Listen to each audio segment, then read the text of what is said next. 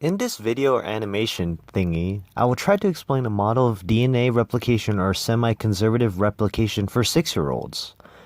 But seriously though, I hope that you can learn from this video. Please enjoy. Now, here's the parent DNA with its double helix. Just for simplicity, we will make it look like a ladder for demonstration.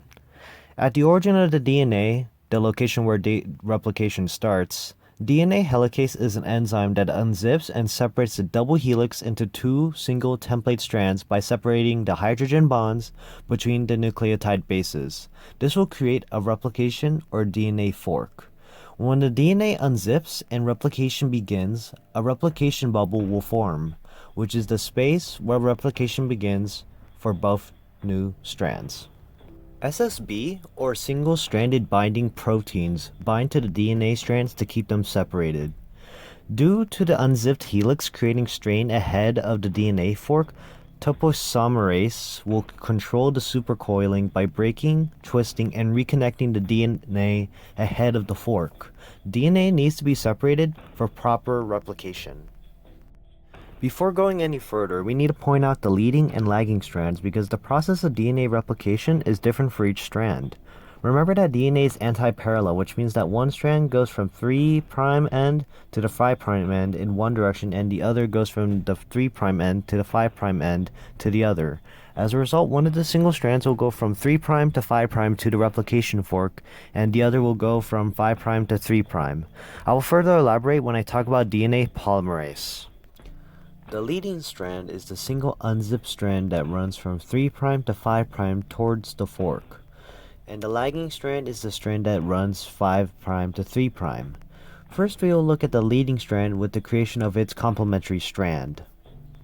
Now the single strands are ready for replication. First, the enzyme RNA primase will place a RNA primer at a specific location, which will be about 10 base pairs long, along the single strands to start the process. RNA primers are signals for where DNA polymerase III needs to start. Then the enzyme DNA polymerase III will bind to the primer to generate new complementary strands with corresponding nucleotides. DNA polymerase III forms the phosphodiester bonds to connect the nucleotides. DNA polymerase III only copies nucleotides from 3' to 5'. The polymerase continually and quickly moves along the strand to form the complementary strand with only one primer. Remember that will help you distinguish between the leading strand and the lagging strand. Also, for both the leading and the lagging strands, the new complementary strands run in the opposite direction. So for the leading strand, the new strand goes from 5' to 3' and the lagging strand goes from 3' to 5'. With the lagging strand, the process occurs differently. The DNA polymerase occurs one section at a time, which are called the Okazaki fragments, which are about 100 to 200 nucleotides long.